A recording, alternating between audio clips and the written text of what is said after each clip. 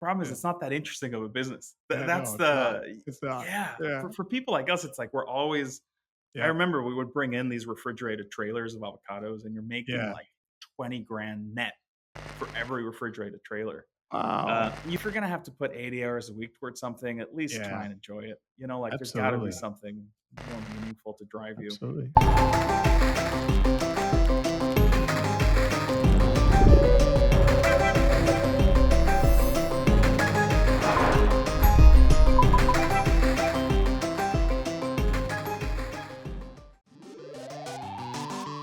Welcome to Becoming Radical, the podcast for creators, builders, and dreamers just like you. What does it mean to become radical in a world of constant change? Hosted by Michael Gaizutis, each week we'll explore the real-time journeys of those rewriting the rules. From untold failures to groundbreaking success. If you're ready to break the boundaries of limited thinking, this is your guide to unlimited growth. Welcome to Becoming Radical. Excited to be here with everybody again today. We are joined by Francisco Martin-Rayo, who is the founder and CEO of Helios AI. Francisco, it's great to have you here. Thank you for taking the time. Thanks, great to be here.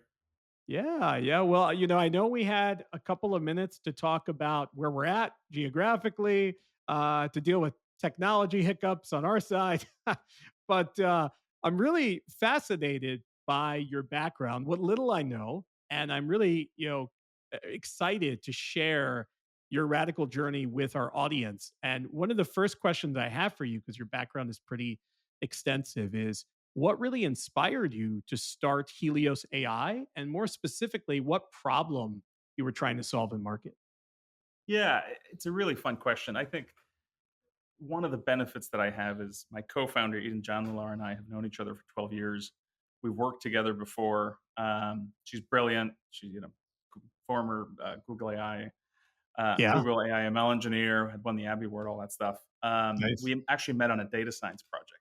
Oh, And so wow. part one is you want to work with interesting people, right? Yep. Like if you're going to spend the next 10 years of your life building something from scratch, Yeah. you want to do it with people that you really respect, that you really enjoy working with. So that's been just Absolutely. a huge blessing.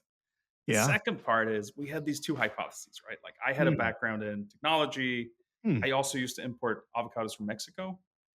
Really? Eden, yeah, totally random. I mean, Wow. we can go into that in depth. It's a really good business. Avocados are great. We love them from Mexico. So You it's know, phenomenal. it's Yeah. incredibly lucrative business. I mean, the Oh, I margins can on the check, imagine. Yeah. it's I'm in it's the wrong wild. business. I need to get into avocados. But Seriously. Michael, the problem is Yeah. it's not that interesting of a business. Yeah, That's no, it's not. the It's not. yeah. Yeah. For people like us, it's like we're always.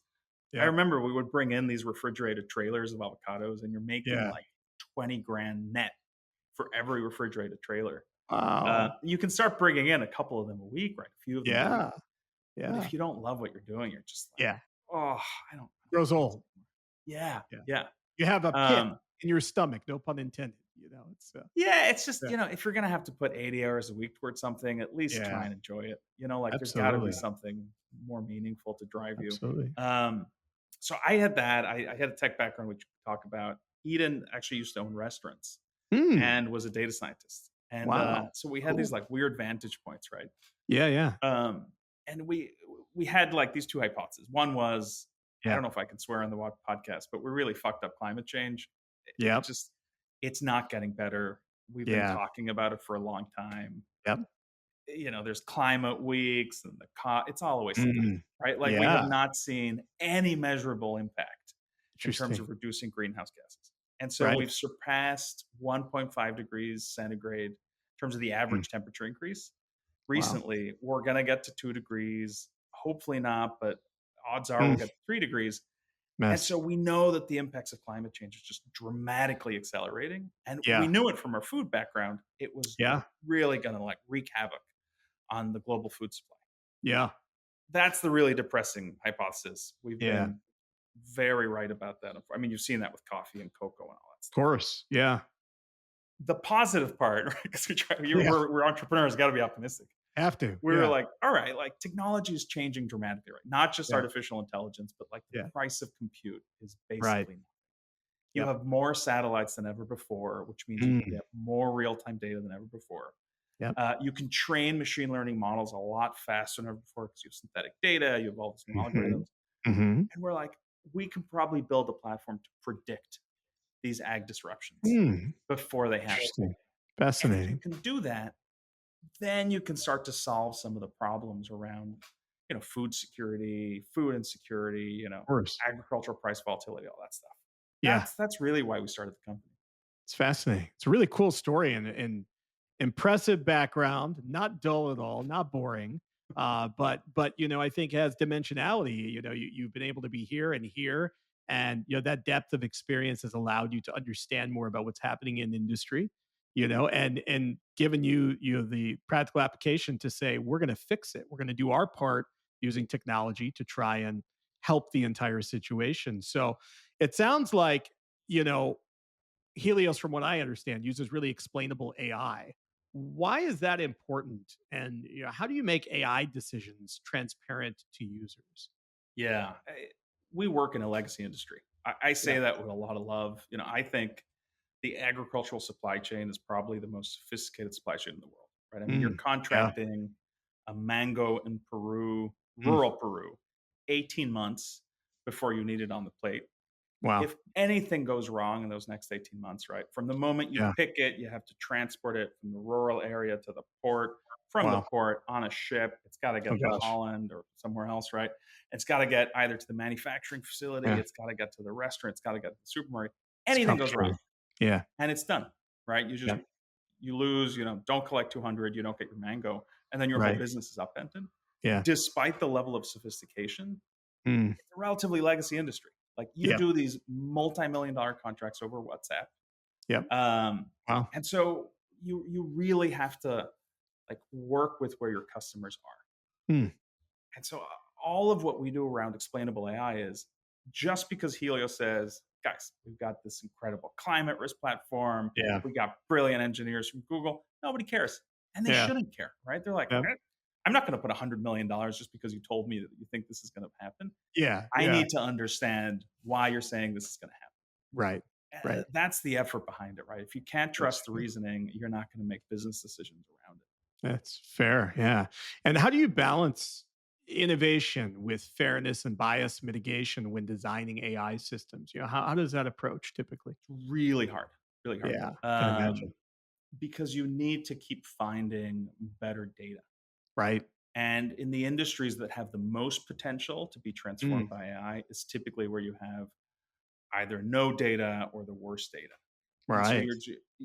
I'd say half of our efforts are around how Yeah. do we collect better and more proprietary data so that our models are better. Right. Oh, it's interesting. Where do you think workforce intelligence is headed, over the next 5 years? And how do you think AI is going to reshape that entire experience? Oh, That's a uh, big one. I'll give you like the negative case and then the optimistic case. Yeah, How's of that? course. Yeah.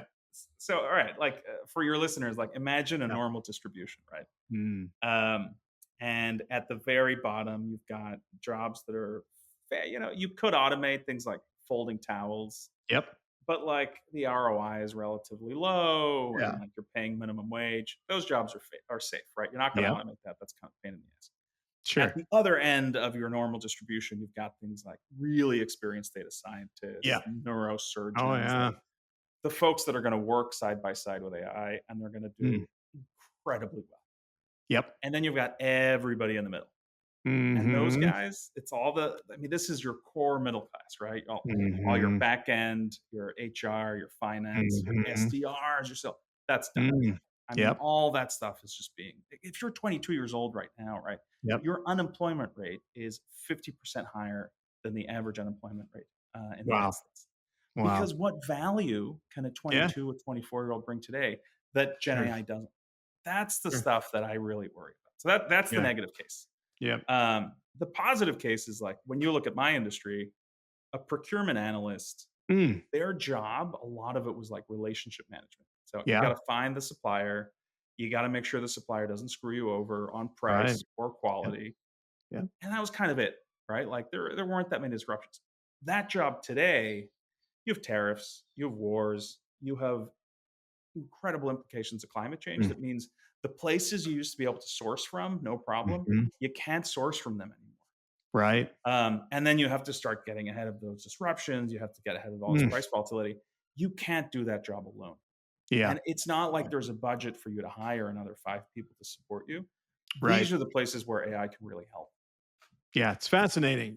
What we're seeing with AI, as I mentioned, on the other side of my life, we run a global digital agency Yeah, and yeah. we work with brands of all shapes and sizes, a lot of VC backed startups, a lot of enterprise level companies, and all things in between. But, I think what we're seeing is exactly what you said. AI is a great utility and vehicle for acceleration in markets, for rapidity, adoption, for different use cases, testing variabilities, understanding ways to get to market with certain idea sets faster. But I think what it's doing is it's axing that middle section, as you said, and it's really challenging. And if you're a very very small business, AI can be a huge accelerant for your business. If you're a very big business, it can do the same. But the ones in the middle, if they're hitting a wall and they're not adopting because they've done things for so long a certain way, and there are people in there that have redundancies, but they're firm on their position of Yeah, not yeah. adopting AI. That's in danger, of course, and it's fascinating to see 1,000%, what's yeah. happening. 100%, Well, and Michael, in industries like yours, right, that are really mm, creative, how absolutely. is it changing how you look at your workforce? How is it changing the Oh way you yeah. make your investments? Yeah. It's interesting, because in that side of the business, creativity for us comes from great strategy. Great strategy is influenced by growth trajectory and business use cases, right? And go to market plans. So the creative is the output and the outcome that we're chasing. The Yeah, strategy is the backbone. AI is an influence to get to market faster and employ great strategies that can activate go to market plans and yeah, generate more yeah. profit and growth. So when it really comes down to it, AI is an accelerant for our business. It can be looked at otherwise. If you're very small or you're very ad driven, you're just pushing out ad creatives for paid advertising. It could be very harmful for some because all those dollars and spend are going into that. But when you're a strategy backed agency or company that is really driving, a lot of our clients have taken 100 million in funding, $1 billion valuation. We've driven about $10 billion in client brand growth. When you do that, you're very strategy backed. So AI is just like you said, an accelerant. It helps you to really rethink industries, which is Yeah, huge. yeah, Um, yeah.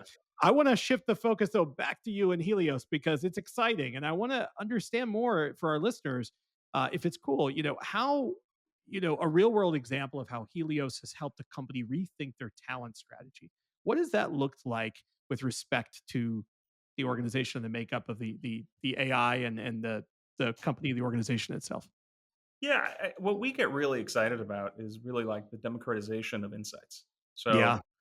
So, one of my favorite case studies is we work with Libby's. This is one of our public clients. Hmm. They're great. We talk about, the second largest buyer of pineapples and mandarins in the United States. Wow. We save them 15% on their global mandarin buy. And Wow. our platform said, hey, there's big disruptions coming in your mandarin. We think you should buy earlier and you Yeah. should buy more to get ahead of it. Yep. Obviously, a human being at Libby's ends up making the decision. They took our input and decided to go ahead with it. Yeah. 6 weeks later, the price of mandarins actually, went up by 15%. So Wow. it's direct to your margin savings. What's Mm. exciting about it is like this is a company that traditionally does not Mm. have $500,000 a year to Right. pay like a legacy company like Expana, right? Right. And so they just weren't getting access to a lot of Mhm. these insights. What we Sure. get really excited about, anybody anywhere in the world can go to the website, put down their Mhm. credit card, Yep. immediately start using the platform. Don't Very talk to a cool. human, customize it, because then everybody has access to these insights, right? Well, the other cool Right. work we're doing is like we're working with Save the Children Oh, and wow. helping them. Yeah, we love this. We're not getting paid. We're doing it pro bono, Yeah. and we're helping them identify food security crises in Malawi. Like nobody cares about Malawi. They're not exporting big deals. Like there's Yeah. not a lot of. Um, Yeah. but to us, it's the purest form of how our technology can help. Right. Um, Makes that's the sense. stuff we get really excited about, and it Very really is cool. giving access to cutting edge AI insights Yeah. to organizations, to people that typically wouldn't have access to them, and seeing Makes how it total helps. sense. Yeah. You talked a little bit about the accessibility aspect of your platform, your company. What types of organizations are best suited to use your platform? How do they get started? Is it as easy as them just going on to the Yep. platform and yeah. Yeah, one of the things that I still don't understand, you go to a lot of these software providers and Yep. they say, "Hey, if you're interested, like contact us for a demo." Yep. Why? Always. Yeah. Why? Like That that's make the it dumbest thing. friction point. Yeah, I know, Oh my right? god. And then you Yeah. have to go talk to a human being who's going to Mm, qualify you, and then if you right. get qualified, then they'll put you Yeah. in touch with AE, and then you Yep. can do a demo, and then they'll tell you what the price is. I think that's offensive. I mean, like who has Yeah. time for Yeah. that? Nobody. Anybody anywhere in the world, like we have companies that do like less than $40 million a year, and they have like Yep. one procurement person. They use Wow. us. We have, Yep. we contract with the largest retailer in the world. They also use us, right? We do slightly Cool. different things for them than we do for the smallest companies. Of course. But Yeah. we wanted to create this democratic platform. Neat. That's great. I love it. And I totally agree. I think there's too much time wasted. When we think about all we have in life, it's time. Time is your biggest Yeah. currency. That's all we have. It's just time. Yeah. So, Yeah. how do we leverage time to generate more value, to drive growth? And if we can create that, more seamless integration with less friction points, it helps. What Yeah. advice would you give? People are listening in, today as they're listening to this episode when it goes live. What advice would you give to other entrepreneurs building, I'd say, at the intersection of tech and human capital specifically? Ooh. I worked at BCG for a long time. I loved it, and I did a lot of work around digital transformations and org Mm, transformations. And I remember we had a project in Australia, yeah. and we had just come in. They had just finished an SAP transformation and Mm, had spent $2 billion on it. BCG wow. hadn't done the work, just to be clear. Yeah. Yeah. $2 billion, right? It's a lot of money. And Yeah. I was talking to one of the HR VPs, and I thought she was going to show me, her Mhm. HR spreadsheet on SAP, and instead she was doing it on Excel. Wow. And I said, "Well, why are you doing it?" Well, that's actually how we do the work. And no one actually uses SAP. So Yeah. I spent That's hilarious. $2 billion on this. Wow. Um, and it Oh was a gosh. really good lesson for us, right? Like, Yeah. if you're at that intersection, Yeah. you have got to listen to the people who will ultimately be using your Yep. product. Like Exactly. we have a beautiful dashboard. I mean, it is our head of product has done an incredible job. And I would say 50% of our customers never go to our SaaS platform. And Wow. what they told us is like, can you just send me a report in my inbox every day? Interesting. Customize the things I care about. Well, you can do that Yeah. now with Gen AI, right? You can do Yeah, thousands of absolutely. customized reports. That's Hmm. how they want to receive the information. So Fascinating. that's one of our products, right? Yeah. Build it If for we just kept them, not forcing, not for you. yeah, Yeah, yeah, exactly. yeah. Yeah. You're absolutely Um, right. You're spot on. If you're not building it for them, you're not building it for anyone. It's like the yeah, CEO loves the color blue when it comes to branding, but at the end of the day, it's not what the CEO wants. It's what drives the growth of the company. We want the CEO to be happy, of course, always. But we want your customer to be happy. That's what really matters. Otherwise, you're not going to be in business. So, exactly. Yeah, it's 100%. the ultimate validation, right? 100% spot on. What are some of the most promising tools or technologies, you think helping farmers adapt to climate change and shifting weather patterns today? It's I have such admiration for farmers. I've Yep. spent a lot of time on farms. It's this business where if everything is perfect, Mm, you make a couple of percentage points in margin. And if yep. anything goes wrong, it's too rainy or too not rainy enough or too hot or Yeah. too cold, you don't make any money. Right. It really is like the ultimate business of hope. Mm, There's wow. a lot that is changing, right? I mean, there's a lot of tools they can Hmm. use. What I think is one of the hardest things and the hardest Yeah. conversations we have to have Yeah. inside the United States and globally is climate is changing so much Hmm. that the things that you used to grow in certain places, you're going to have to start growing different things. So, Right. like Florida is a perfect example. Yeah. Florida used to do 200 million boxes of oranges a year. Wow. They're down 98%. Oh my gosh. So, Wow. like all the Florida's orange juice you're drinking, it's Mm. actually Brazilian orange juice. Oh, And incredible. those farmers have no support in terms of like, hey, you probably shouldn't be growing oranges anymore. You should be Right. growing something else. Right. That's, I 100%. think, where the real support has to come. It's really It's a interesting. totally different world. Yeah, It is a yeah, different world. Yeah. And it's so multifaceted. And unfortunately, you know, I think there are people that always say too little, too late. Unfortunately, things have happened. Fortunately, talking about the optimistic side in us, right? yeah. I think there's a lot that can be done to help support what happens next. This is another question. How is AI being used to make agriculture, you think, more predictive? Whether it's crop yields, water use, supply chain logistics, any of those things. you just have a lot more information, and you finally have a way to do more with that information.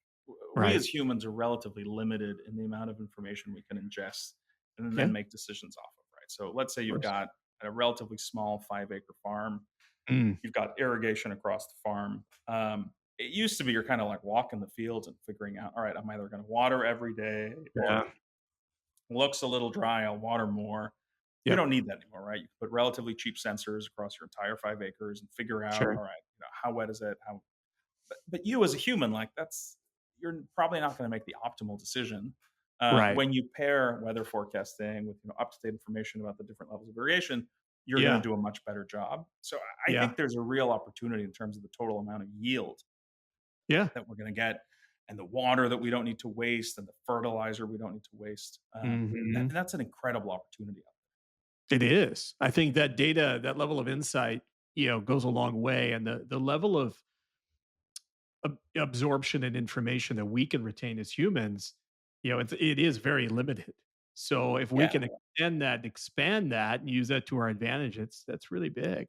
and we're not great as humans at thinking Yeah. about new paradigms, right? So No. when things are changing too much, you're still understandably right clinging to old frameworks, Yeah. old ways of thinking that Yeah. no longer apply. My favorite like absolute disaster example is BlackBerry. Mhm. Like you remember how great Mhm. the Blackberries were, and everybody had Oh, BBM, yeah. Yep. and they made BBM, kind of closed circuit only for BlackBerry users. And the company's now bankrupt. Nobody has Blackberries anymore. God Nobody even forbid. knows who it is. You ask Gen Z or Alpha what BlackBerry is, they're gonna say, "Yeah, I don't They've have never heard one. of it, right? But I they've didn't heard of have any." WhatsApp. Yeah, Yeah, WhatsApp exactly. got bought for what, Yeah. $13 billion. Yeah, right. Even all Exactly. they had was a nonprofit messaging app. Had BlackBerry Exactly. open sourced BBM, Right. they would have been worth 2 or 3x what WhatsApp Absolutely. was. Yeah, fatal And so disaster there, yeah. exactly right. As Yeah, things change, you need to get better at yep, thinking in a new paradigm and not 100%. anchoring on what used to be the reality. Change is inevitable, you have to embrace it, and you have to ride it, and you have to think, what comes next futuristically? How do we move forward with that? It's Yeah. absolutely Yeah. true. If we think about precision agriculture, it's been a buzzword for years, what's actually Yeah. working on the ground, and then what do you think is just still hype or fluff? I think indoor farming is still hype. It's Yeah, really unfortunate, right? I think it's yeah, people are trying. I think there's real promise in more efficient use of resources yeah, because you can track all of that, fertilizer, water. yeah, And I also think, and this isn't a popular thing to say, right? But obviously, there's a lot of like focus on regenerative agriculture, and yeah. I think that's wonderful. But you're not going to Mhm. get the yields that you need using just regen. Right. Um, but especially with AI, right, you're able to develop new gene editing techniques, Mm, new strains of genetically modified crops can be a lot more resistant to the right. things you really worry about from a climate change perspective. Yeah, that makes sense. I don't think that people don't love talking about that. No one's really excited for more GMO. Right, Um, right, of but course. one of the things we're seeing that is really terrifying, Mm, even when you see the same amount of precipitation in a month, it mm, used to be you'd get, let's say you're getting 30 inches a month, right? yeah, You'd get an inch a day. Now you're getting, 10 inches in 3 days and then mm, nothing for 27 days. So wow, technically your average is still the same, but your mm, crops are having a wildly different experience. wow. This is where, either you need to start growing different stuff or you need to change the stuff you're growing so that it can be more resistant to those changes. Sure, no, that makes total sense. It's really interesting. Can you give us a real world example where data driven tools helped a farming operation reduce waste or boost productivity or something like that? We don't do so. We don't actually work with farmers. Okay.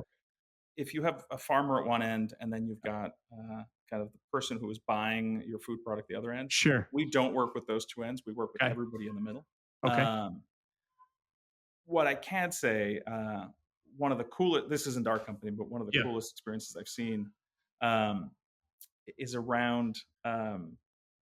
It's super strange. It's basically drones Mm, um, that are letting out what's it like good insects. that will eat Ah, the yeah, other yeah, pests. yeah. I've seen that. Yeah, It's very so cool. cool, right? It It's this is. like Yeah. basically it's a cylinder filled with sawdust and bigger Right. type I've of seen it with insects, and fish it too. All sorts of things yeah, happen. Yeah, yeah. it's It's it's very just cool. it's amazing the way you can do it because historically, right? You're just like I don't know. You've got a guy who, or, a Yeah. girl who's like going up and down and kind of throwing them at random. Yep. Sometimes they die, sometimes they don't. You get Right. tired halfway through because it's a shitty job, and then you just dump Yep. 50% of the insects, in the middle of the That's field, and right. you head home. And Exactly. this has been very cool, right? And these Very are some of the cool. things where you can start to scale that regen.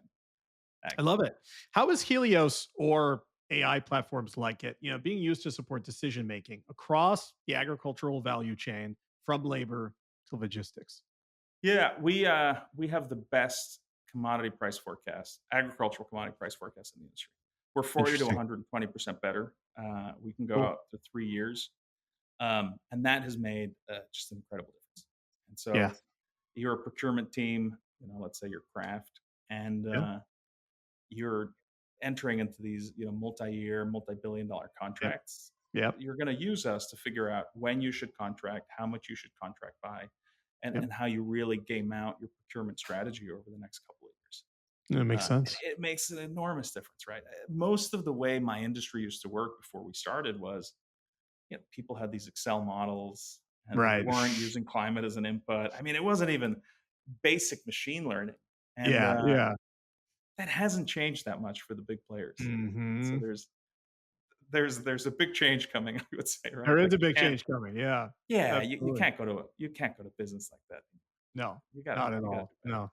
Change is coming whether they like it or not, unfortunately. So, and I think it is for the better and ultimately will help to adopt new practices that accelerate business, that reduce, any redundancies to help boost profits and make things more successful in markets. So it makes sense. I mean, there's always hurdles and always drawbacks and cons, but we look at the positive 100%.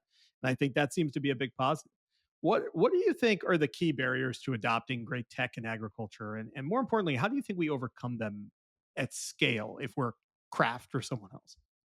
It really comes down to the user. Yeah. Um, if you're a farmer, right?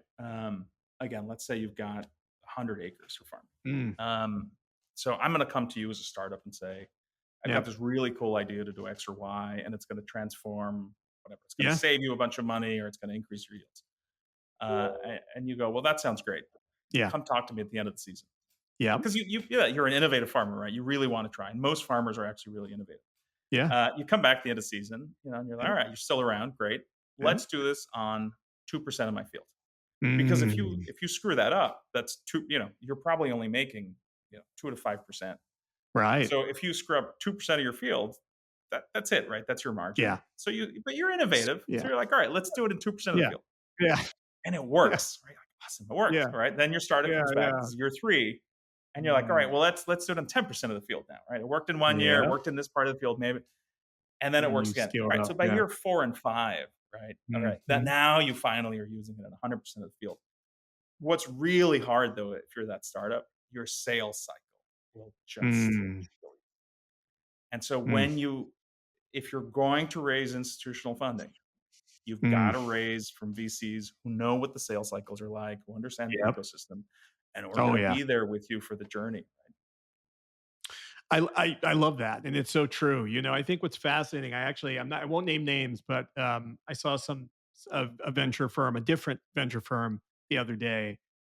Let's just say that they invest in businesses that are built to last in different industries and different verticals. And what I loved about this was that part of their criteria for investing in businesses, startups specifically in tech, and many which cross over here, are that when traditional investors, VCs, see barriers, don't understand complexities of sales cycles, they come in with that type of industry knowledge and they propel the growth, but they know it takes time.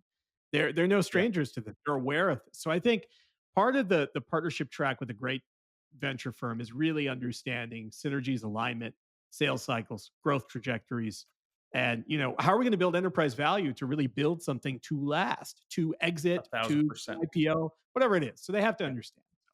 Great yeah, points. yeah, Yeah, exactly. yeah, I love it. Where can everybody find you? We talked about you. We talked about Helios. You guys are amazing. You're doing incredible things. You're definitely Thank becoming you. Yeah. radical. Where can they find you? How can they follow you? and how can they get Yeah, on board into the product and ecosystem? just that, Google Helios AI. We're the first thing that'll show up, or just go to our website, helios.sc for supply chain. Um, do a free trial. Reach out to me. My email is just f@helios.sc. We're always happy to chat, always happy to engage. Amazing. I love the domain. I love the .sc. That's radical. It's cool. I like it. It's We tried, memorable. yeah. We want. Good. It's good. And ultimately it speaks to your vertical, to your audience, to your industry. It's huge. So you nailed it. Great job. Thank you. It's been an amazing conversation. We welcome you back anytime to hear about your transition points, your growth journey, where you've been, where you're going, what will happen next. So we'd love to make that happen. In the meantime, we'll be cheering you on every step of the way. So thank you again for being here today, Francisco. Really It's great appreciate to it. be here. Thanks again, Michael. Awesome. Talk soon. Thank you for listening to Becoming Radical. If today's episode sparked something in you, follow wherever you listen, join the conversation, and share it with someone ready to think beyond limits. Be unlimited, be bold, and become radical. See you next time. Game over.